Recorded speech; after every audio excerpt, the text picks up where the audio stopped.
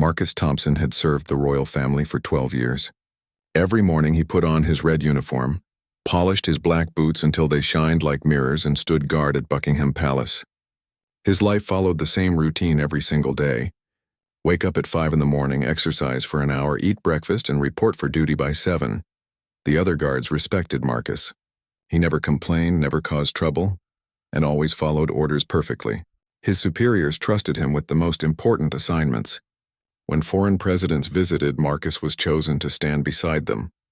When the Queen walked through the palace gardens, Marcus walked 3 steps behind her, watching for any signs of danger. But Marcus had a secret that nobody at the palace knew about. Every Friday night after his duty ended, he would change into regular clothes and visit a small pub called the Crown and Anchor. It was an old place with wooden tables, dim lighting, and the smell of fish and chips always in the air. The pub was nothing fancy, but Marcus loved it there because nobody knew who he was or what he did for work. At the pub, Marcus was just another regular customer. He would sit in the corner booth, order a pint of beer, and watch football matches on the old television mounted on the wall. Sometimes he talked to other customers about the weather or the latest news. Nobody asked him personal questions, and he liked it that way. The pub owner, Jimmy O'Brien, was a friendly man in his 60s with gray hair and kind eyes. Jimmy had owned the Crown and Anchor for 30 years. He knew most of his regular customers by name, but he never pushed anyone to share more than they wanted to. Jimmy noticed that Marcus always came alone, always sat in the same spot, and always left a generous tip. One particular Friday evening in November, the pub was more crowded than usual. The local football team had won an important match and everyone was celebrating. Marcus arrived at his usual time, 7:30 in the evening, but his favorite corner booth was already taken by a group of loud, drunk men. Marcus didn't mind sitting somewhere else. He found an empty stool at the bar and ordered his usual pint. The atmosphere was cheerful, with people laughing, singing football songs, and buying rounds of drinks for their friends. Marcus smiled as he watched the celebration. It reminded him of how people used to celebrate when he was younger, before his life became so structured and formal. As the evening went on, the group of drunk men became louder and more obnoxious. They were making crude jokes, bothering other customers, and spilling their drinks on the floor. Jimmy tried to keep them under control, but they ignored his polite request to quiet down. One of the drunk men, a large fellow with a red face and beer stains on his shirt, noticed Marcus sitting quietly at the bar. The man stumbled over and started making comments about Marcus's neat appearance and polite manner. "Look at this fancy boy," the drunk man said loudly, pointing at Marcus, "sitting there all proper like he thinks he's better than the rest of us." Marcus ignored the comment and continued drinking his beer. He had learned long ago that the best way to handle drunk people was to avoid engaging with them. But the drunk man didn't stop. He kept making louder and more insulting comments, trying to get a reaction. "I bet you've never done a real day's work in your life," the man continued. "Probably live off your daddy's money, don't you?" Other customers began to notice the confrontation.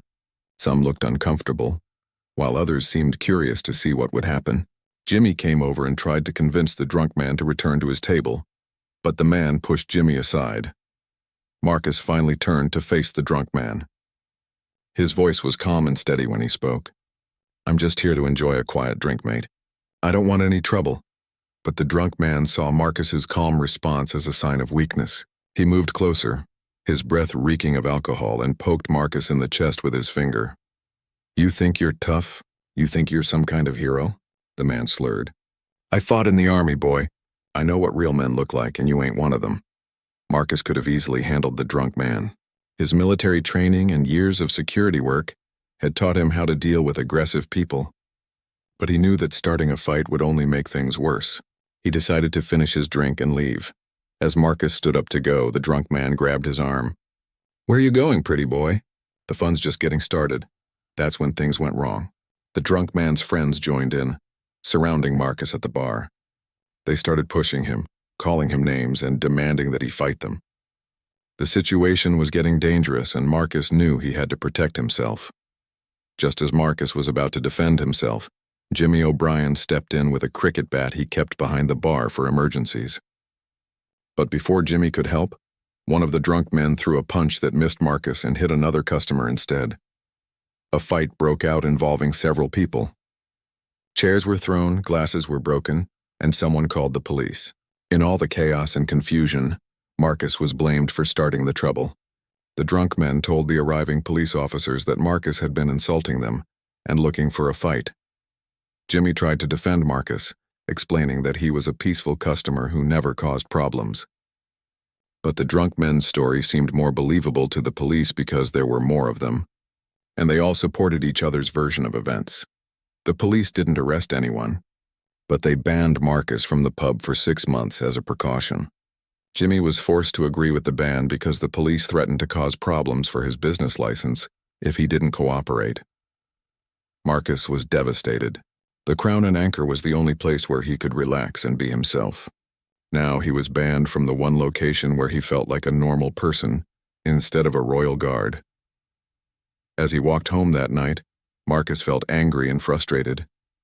He had served his country faithfully for 12 years, protected the royal family with his life, and always tried to do the right thing. But none of that mattered when a group of drunk troublemakers decided to target him. Marcus didn't sleep well that night. He kept thinking about the unfairness of the situation and wondering if he should have fought back. Maybe if he had shown those men what he was capable of, they would have left him alone. But deep down, he knew that violence was never the right answer. The next morning, Marcus put on his uniform as usual and reported for duty at Buckingham Palace. He didn't tell anyone about what had happened at the pub.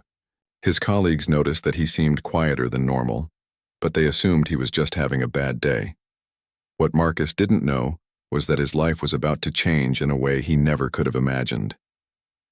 Saturday morning arrived gray and drizzly, matching Marcus's mood perfectly. He stood at his post outside the palace, watching tourists take pictures and listening to the familiar sounds of London traffic. His mind kept wandering back to the previous night at the Crown and Anchor. Every time he thought about the unfairness of being banned, his jaw tightened with frustration. Captain William Sterling, Marcus's commanding officer, noticed something was different about his usually dependable guard. Sterling had been in charge of the Royal Guard for 8 years, and he prided himself on knowing his men well. Marcus had always been one of his most reliable soldiers, but today he seemed distracted. During the morning inspection, Captain Sterling pulled Marcus aside. "Thompson, is everything all right? You seem off your game today." Marcus straightened his shoulders and looked directly ahead, following protocol. "Everything's fine, sir. Just tired from a late night." Sterling studied Marcus's face carefully. In his experience, good soldiers sometimes carried personal burdens that affected their work. He made a mental note to keep an eye on Marcus throughout the day. Meanwhile, at the Crown and Anchor, Jimmy O'Brien was cleaning up the mess from the previous night's fight. Broken glass crunched under his feet as he swept the floor. The table where the drunk men had been sitting was damaged and several chairs needed repair. Jimmy estimated the damage would cost him nearly £500 to fix. What bothered Jimmy more than the money was losing Marcus as a customer. In 30 years of running the pub, Jimmy had developed a good sense of character. He could tell the difference between troublemakers and decent people within minutes of meeting them. Marcus was definitely one of the good ones.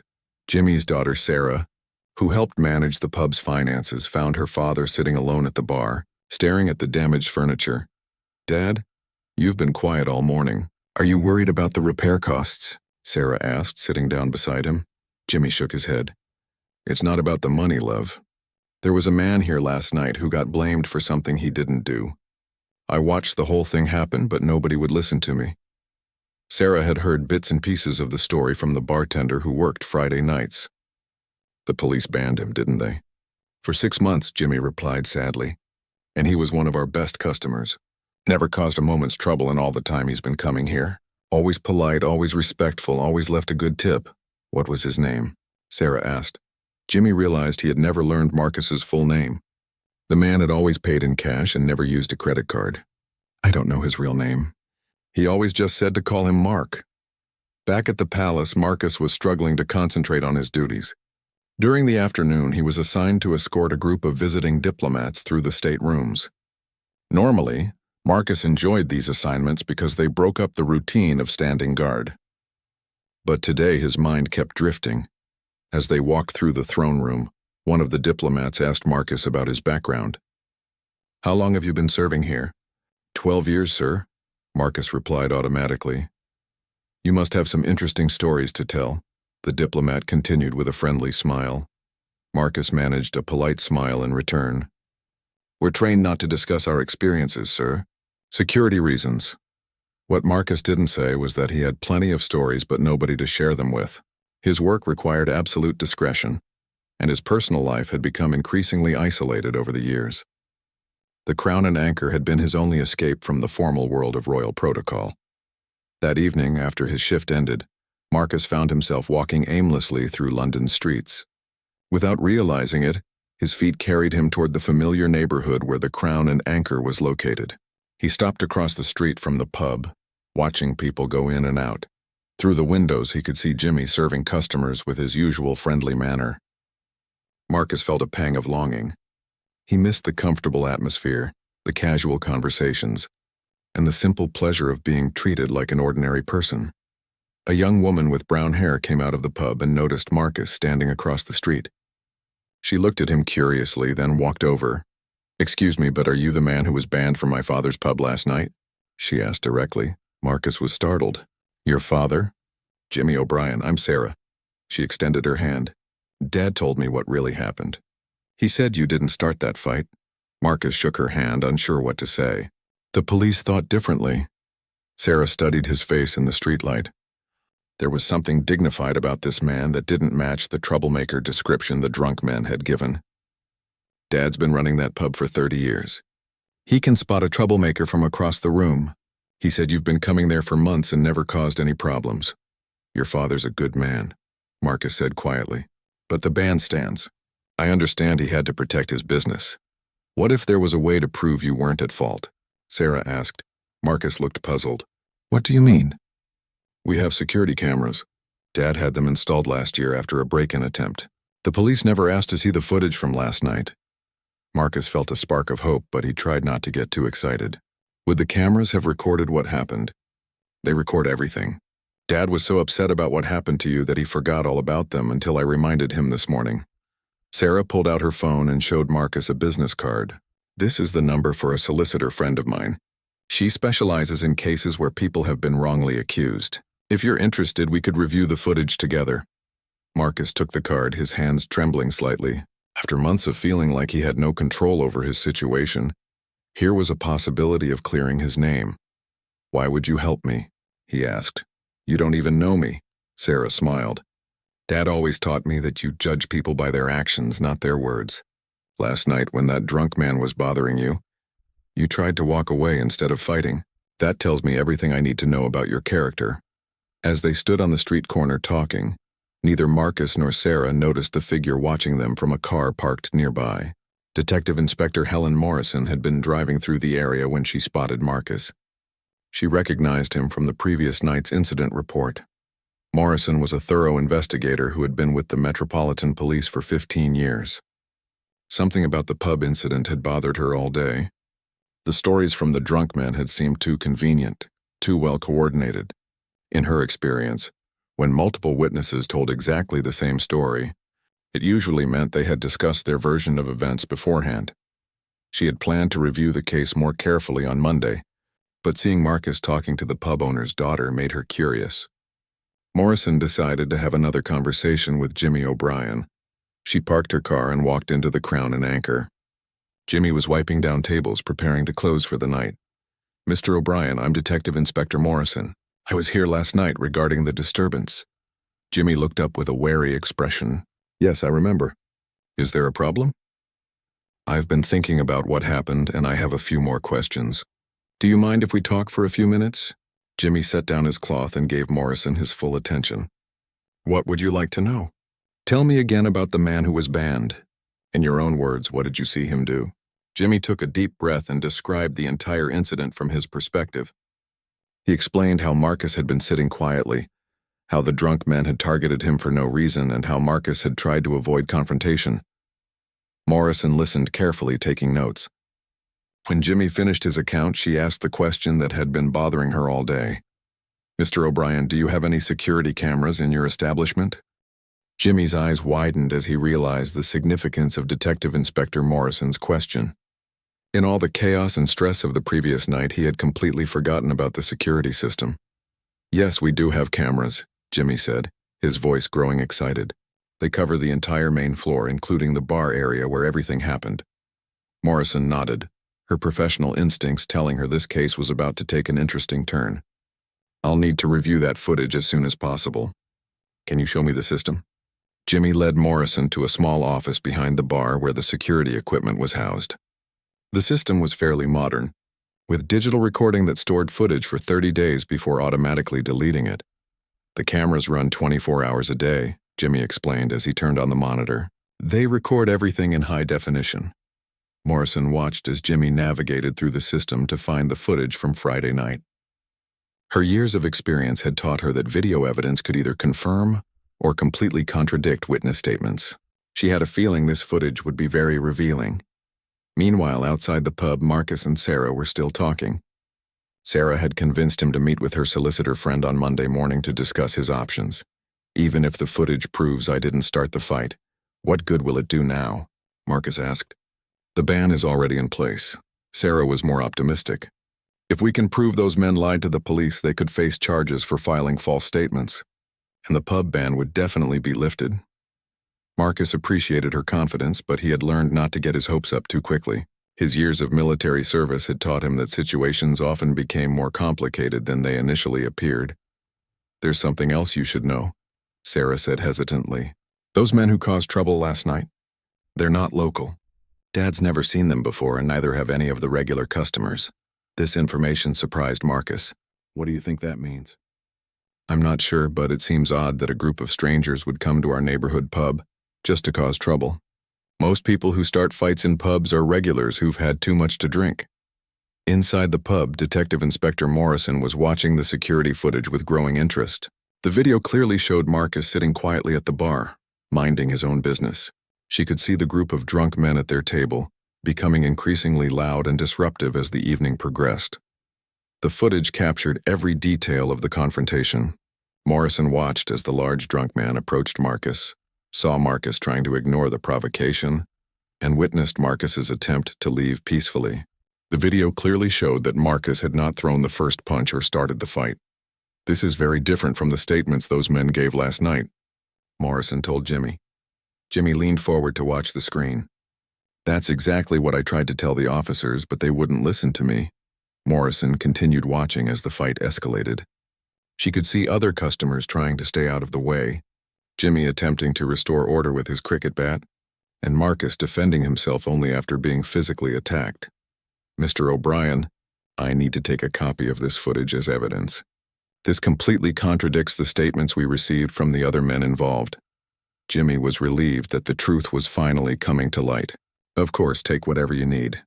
I just want to see justice done." As Morrison prepared to leave with the video evidence, she noticed Marcus and Sarah still talking outside. She decided to approach them. "Excuse me?" Morrison called as she walked toward them. "I'm Detective Inspector Morrison. I handled the incident here last night." Marcus straightened up, his military bearing automatically taking over. "Yes, ma'am." Morrison studied Marcus's respectful demeanor. Even in civilian clothes, he carried himself with the discipline and bearing of someone with military or law enforcement training. "I've just reviewed the security footage from inside the pub," Morrison continued. "Your version of events appears to be accurate. Those men lied in their statements to my officers." Marcus felt a wave of relief wash over him. Finally, someone in authority was willing to listen to the truth. "What happens now?" Sarah asked. Morrison pulled out her notebook. "First, I need to get a proper statement from you," she told Marcus. "Then I'll need to track down those men and have another conversation with them about providing false information to the police." Marcus nodded. "I'll cooperate fully with your investigation, Inspector." "There's one thing I'm curious about," Morrison said. "What do you do for work, mister?" Marcus hesitated for a moment. His job required him to maintain a low profile, but he realized that cooperating with the police investigation was more important. "Thompson. Marcus Thompson. I work in security for the government." Morrison's eyebrows rose slightly. Government security could mean many different things, from building guards to intelligence officers. She decided not to press for more specific details unless it became necessary for the case. "Well, Mr. Thompson, I'll need you to come to the station tomorrow morning to give a formal statement. Can you be there at 9 o'clock? Yes, ma'am. After Morrison left, Sarah and Marcus continued their conversation. Sarah was thrilled that the truth was finally being revealed, but Marcus remained cautious. This is just the beginning, he warned. Even if those men are charged with filing false statements, there might be other consequences I haven't thought of yet. Sarah looked at him curiously. What kind of consequences? Marcus realized he had said too much.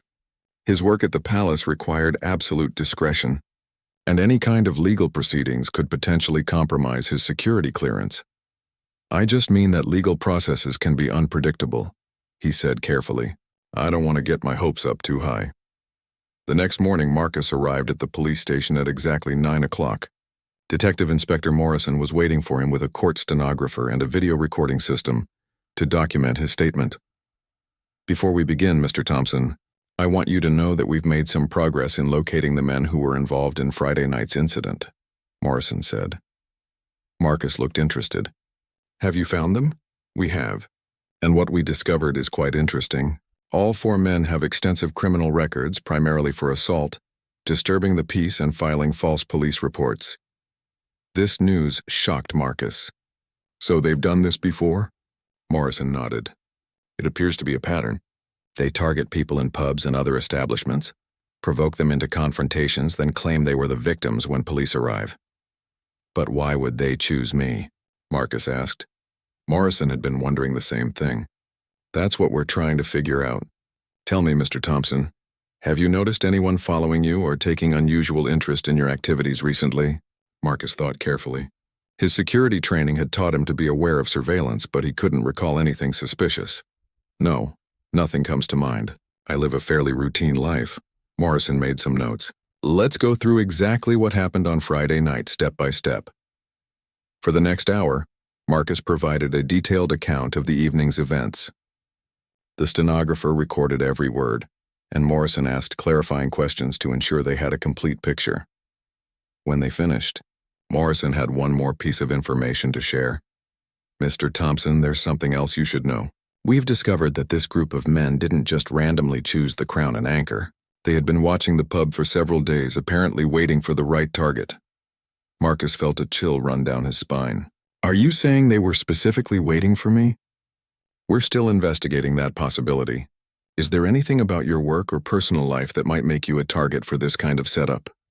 Marcus's mind raced as he considered Detective Inspector Morrison's question. The possibility that he had been specifically targeted made the situation much more serious than a simple pub fight. His work at Buckingham Palace required him to maintain the highest level of security awareness, and this incident could have implications far beyond a criminal record.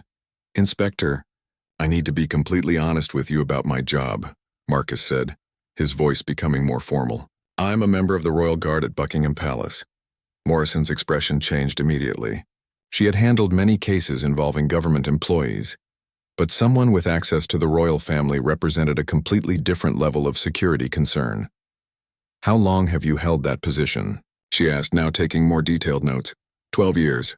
I've been vetted at the highest levels and have never had any security incidents or criminal charges. Morrison understood the implications immediately. If someone was deliberately targeting a royal guard, it could be anything from a foreign intelligence operation to domestic terrorism planning. Mr. Thompson, I need to contact your superior officers immediately. This investigation may require coordination with other agencies. Marcus nodded, knowing that Captain Sterling would have to be informed. He gave Morrison the appropriate contact information, understanding that his quiet weekend had just become much more complicated. 2 hours later, Captain Sterling arrived at the police station accompanied by 2 men in dark suits whom Marcus didn't recognize. Their bearing and manner suggested they were from one of the intelligence services. Thompson, Captain Sterling said as he entered the interview room, explain to me how a royal guard ends up involved in a police investigation.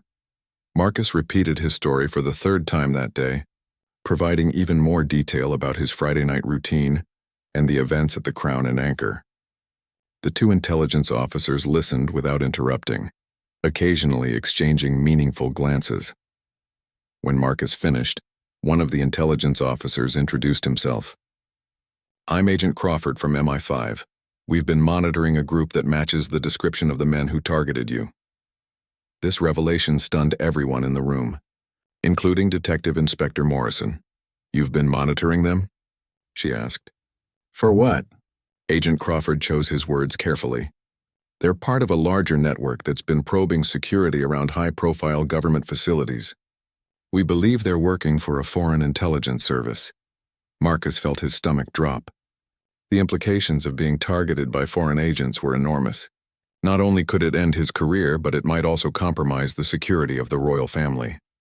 "Agent Crawford," Marcus said, "what does this mean for my position?" "That depends on several factors," Crawford replied. "We need to determine whether they targeted you specifically because of your job, or if it was just coincidental." Captain Sterling looked grim. "Either way, Thompson, you'll need to be removed from active duty pending a full security review." Marcus had expected this, but hearing it officially still felt like a punch to the stomach. 12 years of faithful service, and now his career was in jeopardy because some criminals had picked a fight with him. The meeting continued for another hour, as the various agencies coordinated their response. Marcus would be placed on administrative leave while MI5 investigated the foreign connection. The Metropolitan Police would continue their criminal case against the 4 men, and the Royal Guard would conduct its own internal security review. As Marcus walked out of the police station that afternoon, he felt overwhelmed by how quickly his life had changed. Just 3 days ago, his biggest worry was being banned from his favorite pub. Now he was potentially caught up in an international intelligence operation. His phone buzzed with a text message from Sarah O'Brien. "Dad wanted me to ask if you'd like to have dinner with us tonight. He feels terrible about what happened and wants to make it up to you." Marcus stared at the message for a long moment. The O'Brien family had shown him more kindness in the past few days than he'd experienced in months. Despite everything that was happening, their offer of friendship felt like a bright spot in an increasingly dark situation. He texted back, "I'd be honored to accept your father's invitation." That evening, Marcus sat in the O'Brien family's small flat above the Crown and Anchor, sharing a home-cooked meal with Jimmy, Sarah, and Sarah's younger brother David. It was the most normal he'd felt since the incident began. "I still can't believe those men were some kind of spies," Jimmy said, shaking his head. "In 30 years of running that pub, I thought I'd seen everything." Sarah was more focused on the human side of the story. "Marcus, what will you do if you can't go back to your job?" Marcus had been asking himself the same question all day. "Honestly, I don't know. Being a Royal Guard isn't just what I do, it's who I am. I've never seriously considered doing anything else." David, who was 17 and fascinated by the spy angle of the story, asked, "Do you think they'll try to come after you again?" "David," Sarah scolded, "don't ask things like that." But Marcus appreciated the direct question. "The intelligence officers think it's unlikely. Now that they know we're aware of them, they'll probably abandon whatever operation they were planning." Jimmy leaned back in his chair. "Marcus, can I ask you something personal?" "Of course." "What made you start coming to my pub? You seem like a man who could drink anywhere in London." Marcus smiled, the first genuine smile he'd managed in days. "Your pub is the only place in London where I can just be Marcus Thompson, instead of Royal Guard Thompson. Nobody asks me about my job. Nobody treats me differently because of the uniform. I can just sit quietly and watch football like any other bloke." Sarah looked thoughtful. "Is your job really that isolating?" Marcus nodded. "More than you might think. The security requirements mean I can't talk about my work with anyone. I can't form close friendships because people either want to know palace secrets or they're intimidated by what I do. Your father's pub was the first place in years where I felt like I belonged." Jimmy reached across the table and patted Marcus's shoulder. "Well, you'll always belong here, son. And that ban is officially lifted as of right now." The next morning, Marcus received a phone call from Agent Crawford requesting another meeting. They met at a nondescript office building in central London that looked like it housed accounting firms, but was actually an MI5 facility. "We've made significant progress in our investigation," Crawford began. "The 4 men who targeted you have been arrested, and we've uncovered evidence of a larger operation." Marcus leaned forward, interested to hear what they'd discovered. "It appears they were part of a reconnaissance team attempting to identify and compromise Royal Guard personnel. The plan was to create situations where guards might be blackmailed or coerced into providing information. So they were specifically targeting royal guards? Yes, but you weren't their first choice. They had been following several guards, looking for one who had a regular routine that would make him predictable. Your Friday night visits to the pub made you an ideal target. Marcus felt a chill. His simple desire for normalcy had made him vulnerable to foreign intelligence operations. However, Crawford continued, your behavior during the incident actually convinced us that you're not susceptible to this type of compromise. You didn't fight back, you didn't lose your temper, and you didn't try to use your position to intimidate anyone. That shows exactly the kind of character and discipline we want in someone protecting the royal family. Marcus looked up, surprised. Does that mean I can return to duty? Crawford smiled. Pending final approval from Captain Sterling, yes. In fact, we'd like to offer you a promotion to a more senior position. Your experience with this situation has given you insights that could help us improve security protocols for all Royal Guard personnel. Marcus stared at Agent Crawford in disbelief. After days of worrying that his career was over, he was being offered a promotion instead. The irony wasn't lost on him that the worst weekend of his life might actually lead to the best opportunity of his career. What kind of promotion are we talking about? Marcus asked cautiously. Crawford opened a file folder on his desk. We want to create a new position, Senior Security Analyst for Royal Guard personnel. Your job would be to identify potential security vulnerabilities in our current protocols and develop training programs to help other guards recognize and handle similar situations. Marcus felt excited but also overwhelmed. I'm honored by the offer, but I'm not sure I have the qualifications for that kind of analytical work. Your response to this incident proves otherwise, Crawford replied. You maintained your composure under pressure, followed proper protocols even when it cost you personally, and provided detailed, accurate information throughout the investigation. Those are exactly the skills we need. The new position would come with a significant salary increase and the opportunity to work directly with MI5 on security matters.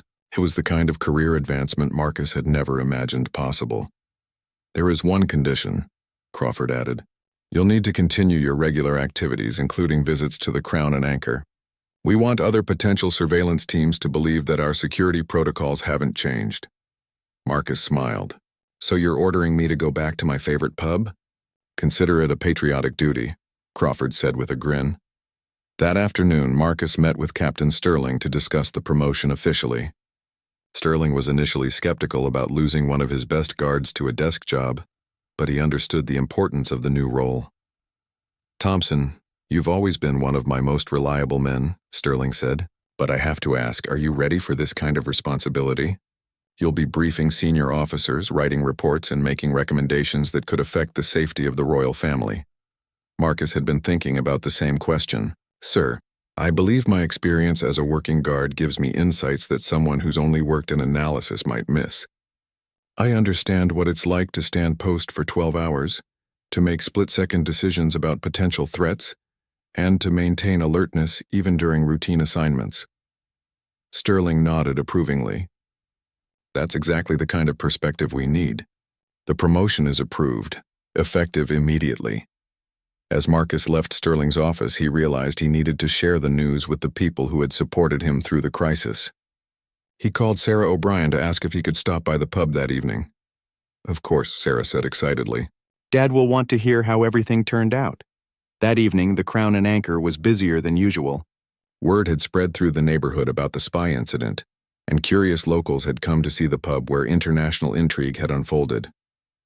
Jimmy was handling the extra attention with his usual good humor, telling the story with appropriate dramatic flair. When Marcus arrived, Jimmy immediately stopped what he was doing and came over to greet him. Marcus, how did the meetings go?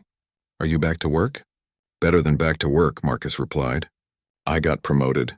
Sarah appeared from behind the bar, having overheard the conversation. Promoted? That's wonderful. Tell us everything.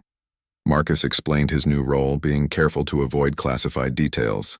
The O'Brien family was thrilled by his good fortune. So let me get this straight, David said, his eyes wide with excitement. You got promoted because you got in trouble at our pub? In a way, yes, Marcus laughed. Sometimes life works out in unexpected ways. Jimmy poured Marcus his usual pint and refused to let him pay for it. This one's on the house to celebrate your promotion, and I want you to know, you'll always be welcome here no matter what job you have. As the evening progressed, Marcus found himself surrounded by locals who wanted to hear about his experience. He told them a carefully edited version of events, focusing on how the community had supported him and how justice had prevailed. Detective Inspector Morrison stopped by around 9 o'clock to update Marcus on the criminal case. The 4 men had been charged with multiple offenses, including providing false statements to police, assault, and conspiracy. Their connections to foreign intelligence operations meant they would likely face additional charges from MI5. Thanks to your cooperation and the pub's security footage, we have a very strong case, Morrison told Marcus. These men won't be bothering anyone else for a long time. Sarah overheard the conversation and joined them. Inspector, what would have happened if we hadn't found the security footage? Morrison looked serious. Without that evidence, it would have been Marcus's word against 4 witnesses. He probably would have been convicted of disturbing the peace, maybe assault. His career would definitely have been over. This sobering reminder made everyone appreciate how close Marcus had come to disaster. One small detail, Jimmy's decision to install security cameras, had made all the difference between justice and injustice. As the evening wound down, Marcus realized that the past week had taught him something important about community and friendship. For years, he had been so focused on his duty to protect others that he hadn't allowed others to protect him. Jimmy, Marcus said as he prepared to leave, I want you to know that what your family did for me this week goes far beyond helping with a legal problem. You showed me what it means to have people who care about you. Jimmy clasped Marcus's shoulder warmly. Son, that's what neighbors are for. And you're part of this neighborhood now, whether you like it or not. The next morning, Marcus reported to his new office at a secure facility near Buckingham Palace. His workspace was equipped with multiple computer monitors, secure communication systems, and access to databases he'd never seen before. Agent Crawford was there to help him get oriented. Your first assignment, Crawford said, handing Marcus a thick folder, is to review the security protocols for all Royal Guard off-duty activities. We need to identify other potential vulnerabilities without being so restrictive that we damage morale. Marcus opened the folder and saw detailed reports on the personal activities of dozens of guards. Some visited the same restaurants every week, others had regular gym routines, and several had predictable social patterns that could make them targets. This is going to require a delicate balance, Marcus observed. We can't ask people to give up all their personal routines, but we need to help them vary their activities enough to avoid surveillance. Crawford nodded. Exactly. And you're the perfect person to figure out that balance because you understand both sides of the equation. Over the next few weeks, Marcus threw himself into his new role. He developed training programs to help guards recognize surveillance, created guidelines for varying personal routines without giving up favorite activities, and worked with local police to improve communication about incidents involving government personnel. One of his most important innovations was establishing a network of safe spaces, businesses like the Crown and Anchor, whose owners had been briefed on basic security awareness and could serve as places where guards could relax without being completely vulnerable. Jimmy O'Brien became the first official member of this network, receiving basic training on how to spot suspicious behavior and whom to contact if he noticed anything unusual. He was proud to play a role in national security, even if it was a small one. Marcus also worked with MI5 to track down other members of the Foreign Intelligence Network. His insights into how the original operation had been planned helped identify several other potential targets and prevent additional incidents. 3 months after the pub incident, Marcus received a commendation from the Director General of MI5 for his contributions to national security. The irony that his worst day had led to his greatest professional achievement wasn't lost on him.